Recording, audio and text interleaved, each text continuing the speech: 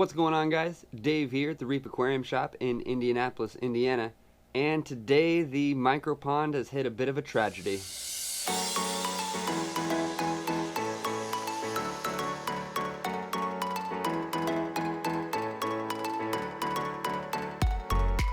Alright, so if you have been paying attention to the YouTube channel, you know that we have been working on my micro pond hanging out right back there. I had a little beta that I stuck in a 5-gallon during the Cobalt Seaview 18 build. I needed to give him a new home, so I found this little pond container. I upgraded it with a pot full of pond plants, a bog lily, we've got some ferns, some ivies, I've got some pothos in there, and just kind of did it up a little bit and spruced up my beta's home. It was going really well. Last video we upgraded the light and things are looking awesome. I have some new growth on some of the plants that I'm going to show you, and everything was going really well.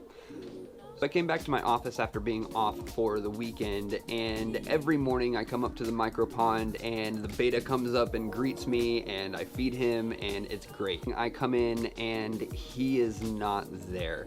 Unfortunately, my beta jumped out of the micro pond. I was so upset when I found him. I knew that's what had happened once I realized that he wasn't in there. So I went hunting on the ground and unfortunately found him. So this is my own fault. Betas are known jumpers and I don't have a lid on this pond. So I had this problem about a month ago where I came into a similar situation coming in over the weekend. I turned on the lights for the micro pond, the beta came out to greet me. I had to go into a meeting right away because I was running a little late, and so I went into the meeting and did not feed my beta. When I got back from the meeting, he was there on the ground. He had pretty much just jumped out, so I was able to get him back into the water. He bounced back and was perfectly okay. Ever since then, I kept the water level about 1 or 2 inches lower and hadn't had any issues since. Again, I really should have known better, but the last time I topped off the tank, I put it a little higher than I normally do. I topped it off on Friday. I was going to be gone over the weekend. I figured, it'll evaporate, and I was just wrong. I was wrong. So I lost my beta, and that is super sad. But if you remember in the last video, I had an idea at the end of the video that I didn't really share with you guys. Hey man, we were just talking about you. Hanging out right there. Black beta in a black pond form. Now you know what would be cool. Now you know what? I will save that for another time. So it really wasn't supposed to happen like this, but I do get to proceed on with that plan. Alright, so this is a micro pond, right? What goes in a pond? Koi. The plan was get a new setup for the beta I had in the micro pond and do a sorority of koi beta females. Again, this is not my ideal situation. This is not the way I wanted to go about doing this, but here we are. So yeah, we're gonna try a beta sorority and I'm pretty excited about it. I know it can be difficult, but I feel like I have the right conditions. Alright, so let's talk quickly about beta sororities. They can actually be a bit of a controversial subject just because of the aggressiveness of betas, but if you go about it in the right ways, you can actually be pretty successful. The first thing you need to keep in mind when starting a beta sorority is numbers. You want a minimum of 5 in there, and that's so that they can create a hierarchy and don't just beat the crap out of one fish or the other if there's too few in there. They're just going to focus their aggression on a specific fish instead of spreading their aggression around when there are more fish present in the tank. So again, at least 5 to start a sorority. And I guess this is fairly obvious, but should also be said, you want to make sure that they are all females. It's also a good idea to make sure they are the same size when you stick them into the tank. Finding female betas that are all siblings or that have already been kept together is ideal because you know that there are probably not going to be any major aggressors. Also, in order to keep the aggression down, it's a pretty good idea to overstock the betas a bit. We use this same concept a lot with African cichlids or just a lot of different cichlids in general. By overstocking the tank, there's more fish in a smaller area so that they can't hound down, again, one specific fish. Hiding spots are also going to be key. You want a very densely decorated tank. Lots of plants, lots of caves, lots of little hidey holes. just a bunch of spaces that they can use to get away from each other. Because again, we are dealing with an aggressive fish. Both male and female bettas can absolutely be aggressive. So now you might ask, Dave, if bettas are so aggressive, especially towards each other, why are we putting them together? Great question. Studies have actually been done that show that female bettas in particular prefer to be in a group of other female bettas rather than alone. There's a few reasons for this, but we're not going to get into that right now. So I am super lucky to be in an ideal situation for a lot of different things when creating a sorority. If one of my bettas gets too aggressive, I have plenty of places to put her, aka an entire fish store. So the best thing about my situation is that one of our service techs actually breeds our koi bettas and brings them into the shop for us to sell. So I have access to a premium selection of female koi bettas, and on top of that, they're all siblings and have been kept in the same water. So something else we should probably address is the size of the container. Most people are going to recommend about 15 gallons minimum to do a betta sorority in with about 5 bettas. Honestly, if you're going to overcrowd that and you're only doing 5, it seems like a little too much space for me. This is on the smaller side, but with all of the stuff that I have going on in there, and with as often as I'm going to be doing water changes in here, I think we're going to be perfectly fine. Again, if not, I've got plenty of backup situations for these fish if something were to go wrong or I get an aggressor or anything like that. So the last thing we need to discuss is where I messed up the first time and realizing that bettas are jumpers. Now I knew bettas are jumpers, it's a commonly known fact, and I was just dumb and had my water level up too high. What I did to remedy the situation was drop my water level by a couple inches. The one time that I raised the water level above that, I lost my fish. So at this point, I think I want to build a DIY lid for this thing, but that's going to take a little creativity. So what I'm going to do is create a mesh screen top that I'm going to just custom fit over that's going to go around all of the features and everything. But that is going to be on the next video. So that's going to bring us to our next bit. What are we doing with the pond today? Well, I actually got these female bettas. I didn't realize I was going to be getting them so soon. Otherwise, I would have had this lid option ready. I will roll with the punches and be super thankful for these 5 female koi bettas that I got from our local breeder. Tim is amazing, and if you want some of his stock, drop by the shop and check it out. So we have these beautiful female koi bettas. There's number 1.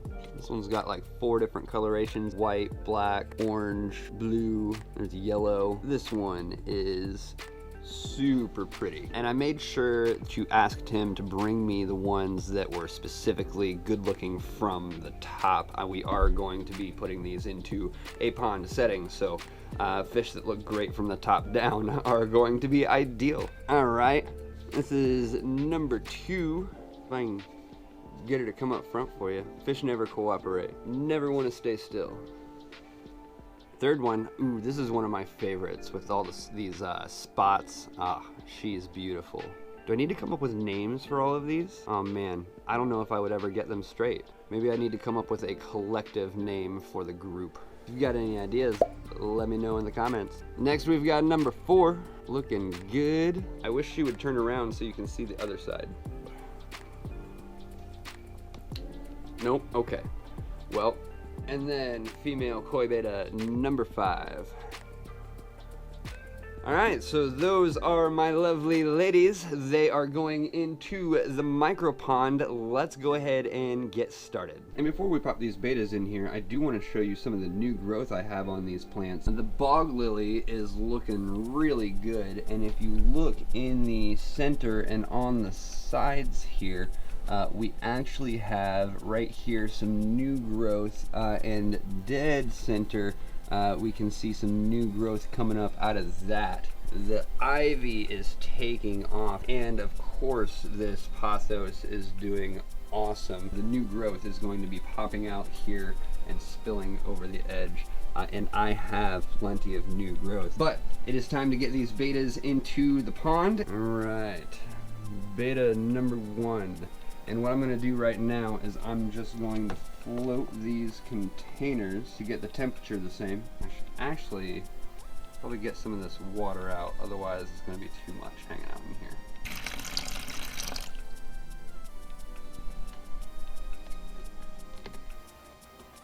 Oh my goodness, these are going to look so good from above. Alright, so we're going to let these get temperature acclimated here for a few minutes. I'll bring you back here when it's time to let them into the pond. Alright, so I let these bettas temperature acclimate, then I added some of the pond water into their containers.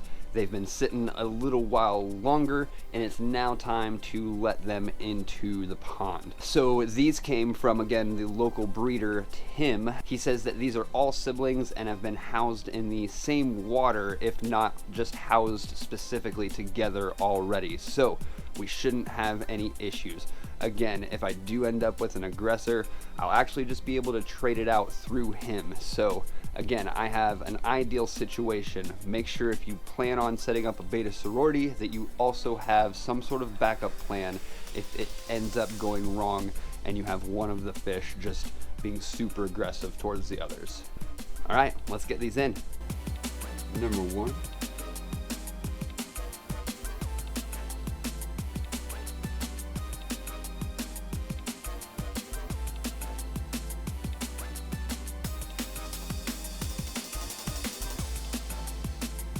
And last but certainly not least, number 5.